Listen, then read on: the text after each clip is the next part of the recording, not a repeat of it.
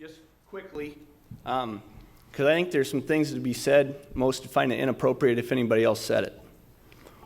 Our family can't thank you enough for what you've done, for your support, for the people you've become through my father. My challenge now for you, and my dad was terrible when he'd lose. Anybody who was around, I don't know how my mom dealt with him. But it was my mom who would get him going. He'd get one day, come Sunday when the staff would meet, he's ready to go again. The players all knew Monday was going to be terrible. But it was part of getting back up, getting going. And I'm going to tell you this. We've stuck with this longer than I know he'd have liked. There's no way he'd want this to drag out 5 days. And there's no way he would have waited 4 hours for anybody. But I'm going to tell you this, and I'm going to challenge you with this.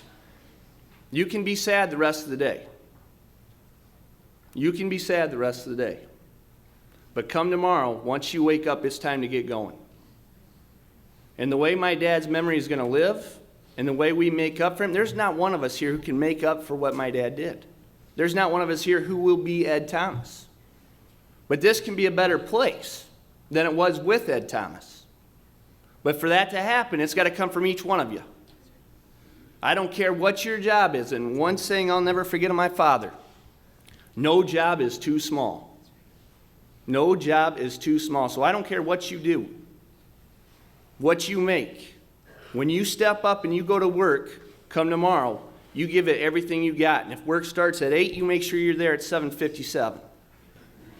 You're not rolling in late. And if you're done at 4, you work till 4:05. Don't shortchange anyone.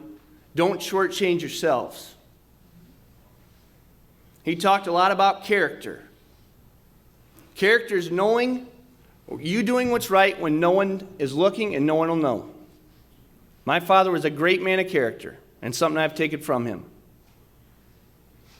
But come tomorrow, it's time we all get going. There's a lot of work to be done in this town. My dad was here for a reason. He wasn't taken before the tornado. He got us close. I think now it's a challenge to all of us. Can we finish this town to where it's supposed to be? Can you make the difference in the young people if you're an educator? Can you step up and carry the torch? If you're a church member, can you step up, lead that Sunday school class, work with the young people in youth group? If you're not in a church, can you step up and find one? That's what he'd want. My father would be so proud to see this church full, not because these circumstances, but the fact that Kelly shared the message of how you can be saved and know where you're going. Unbelievable platform. I know there's people in here who have never heard the gospel. I don't think that's the ultimate reason for my dad's death, but it'll play a part. So as a community, when I say community, whether you be from Parkersburg, from AP, from the state of Iowa, or anywhere else, if you truly honor and care about my father, come tomorrow, you will pick yourself up, get going, and do what you're supposed to do. If you want to honor my family and my father, and it won't be just this week, can you sustain it? He did it for 33 years here. Can you sustain it day in and day out, doing what's right, making people better, taking care of each other? Because if you can do that, my father will live for a really long time through all of us. If he can't, that's when it's a tragedy and that's when it's a shame.